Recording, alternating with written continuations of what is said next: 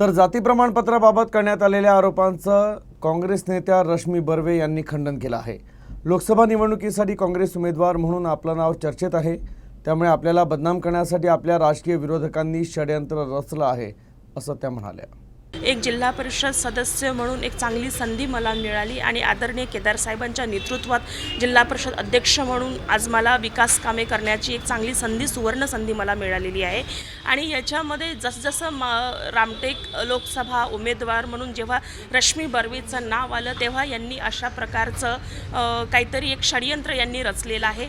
या माध्यमातून मला विचारायचं आहे की जेव्हा मी जिल्हा परिषदचे अध्यक्ष असताना माझ्या नावाचं जात प्रमाणपत्र अवैध आहे असा कुठल्याही प्रकारचा मुद्दा यांनी उपस्थित केला नाही।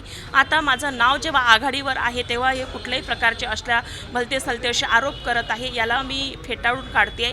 आणि जर मी या समाजाची नसेल तर मी नेमकी कुठल्या समाजाची आहे या माध्यमातून मी त्यांना विचारते।